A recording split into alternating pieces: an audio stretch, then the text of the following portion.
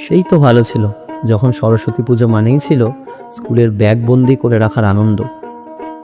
বাসন্তী রঙের নতুন পাঞ্জাবি পরে বন্ধুদের সাথে দল বেঁধে প্যান্ডেলে প্যান্ডেলে ঘুরে বেড়ানো। তখন দুশ্চিন্তা বলতে ছিল শুধু অঞ্জলির সময় মন্ত্রফুল না করা, আর মা বাবার নজর এড়িয়ে প্রিয় মানুষটির দিকে এক পলক তাকানো।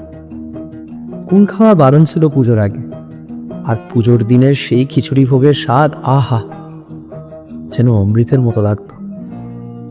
আজকের বাস্তবটা একটু অন্যরকম। এখন আমরা বড় হয়েছি, কর্পোরেট জগতের যান্ত্রিকতায় হারিয়ে গেছে সেই ছোট্টবেলার উত্তেজনা। অফিসের ডেস্কে বসে ক্যালেন্ডারের দিকে তাকিয়ে দীর্ঘশ্বাস ফেলি। পুজোটা কি এবার উইকেন্ডে পড়লো?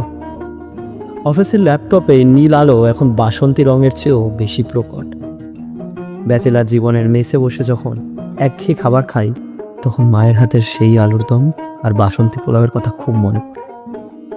মেসের কোণে একাকী রাত, ল্যাপটপে কাজ চলে, শৈশব আমার হারিয়ে গেছে অফিসের ফাইল তলে। আগে খুঁজতাম রঙিন ভিড়, হাত ধরবার ছলে, এখন খুঁজি ছুটির লিস্ট, দু চোখ ভাষায় জলে।